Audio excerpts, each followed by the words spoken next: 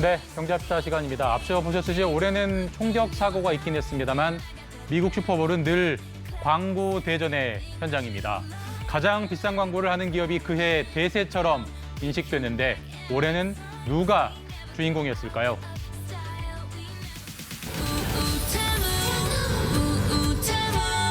Download the Temu app and shop like a billionaire. 네, 억만장자처럼 쇼핑하라 중국 온라인 쇼핑 업체 테무였습니다.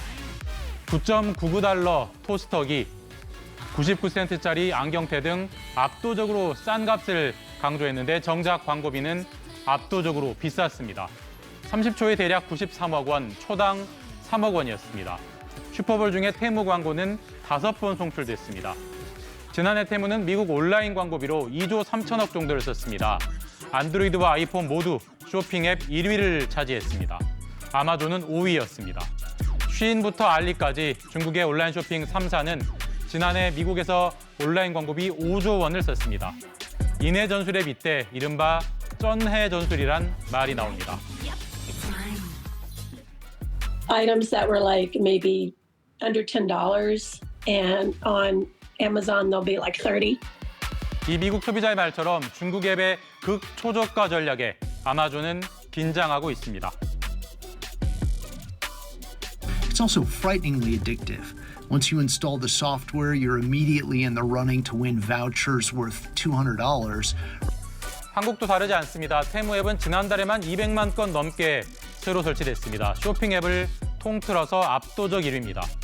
미국의 아마존이 그렇듯이 한국은 쿠팡이 설 수밖에 없습니다. 국내 온라인 쇼핑 업계는 정부와 이례적인 간담회를 열고 대응 방안을 공동 모색하기로 했습니다. 자, 쾌즘이란 말이 있습니다. 균열, 단절을 의미하는 지질학 용어지만 첨단 기술의 침체기를 의미하기도 합니다.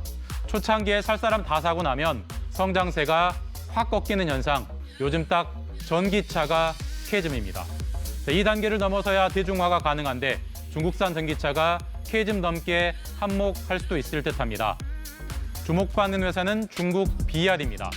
중국 내수를 등에 업고 지난해 4분기 판매량 세계 1위가 됐는데 곧 한국에도 진출할 움직임입니다. 전기 트럭은 지난해부터 팔고 있지만 주력은 역시 전기 승용차겠죠. 환경부와 산업부의 인증 절차를 곧 밟을 걸로 보입니다. 빠르면 상반기 출시가 예상됩니다. 비아드의 최대 경쟁력은 역시 가격입니다. 인기 차종인 소형 SUV 아토3의 최저 가격이 4,400만 원 정도, 동급인 현대 아이오닉5는 가격이 5천만 원부터 10% 이상 차이가 납니다. 현대와 비아드는 이미 일본에서 맞붙었습니다. 비아드의 판매량이 현대의 3배. 일본의 전기차 시장이 작긴 하지만 싼 가격은 확실한 매력인 것 같습니다. 물론 싼 게 비지떡이라는 중국산에 대한 품질 불신은 여전합니다. 하지만 테슬라 CEO 일론 머스크는 지난해 현재 비아드는 매우 경쟁력이 있다라고 고평가했습니다. 비아드의 아토3는 보조금을 받으면 3천만 원대 구매가 가능합니다. 기아도 소형 SUV EV3의 가격을 비슷하게 맞출 거로 보입니다. 가격엔 가격으로 맞 대응하는 겁니다. 최근 전기차 부진의 이유 중 하나가 여전히 비싼 가격임을 감안하면 비아드발 가격 인하 경쟁은 쾌즘 극복의 계기가 될 수도 있을 듯합니다. 네, 이번엔 사진 한 장 보겠습니다. 이 사진은 1980년대 중국의 5개 광고입니다. 자, 그림만 봐도 대충 무슨 광고인지 짐작이 되실 겁니다. 하나만 나와서 잘 기르자 한자녀 정책 광고입니다. 지금은 중국이 땅을 치고 회하는 이 정책이 어떻게 시작된 걸까? 그 뒷얘기가 공개됐습니다. 중국의 오판, 출산 불황을 낳다.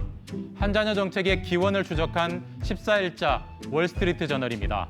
1970년대 저명한 미사일 과학자인 숭젠의 보고서가 결정적이었습니다.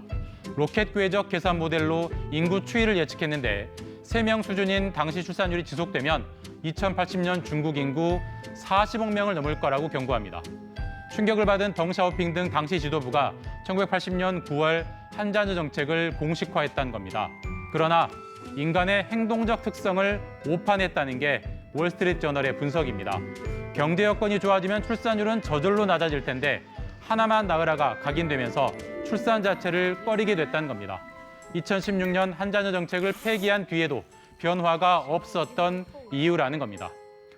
지난해 중국 출산율은 1.0명입니다. 조만간 한국에 이어서 세계 두 번째로 한 명 아래로 내려갈 전망입니다. 용띠 아이는 운이 좋다는 믿음이 있어 올해 반등을 기대하기도 하지만 경기 침체가 워낙 심해 한자녀 정책의 부메랑을 되돌리긴 쉽지 않아 보인다는 게 서구 언론의 일치된 분석입니다. 지금까지 경제합시다였습니다.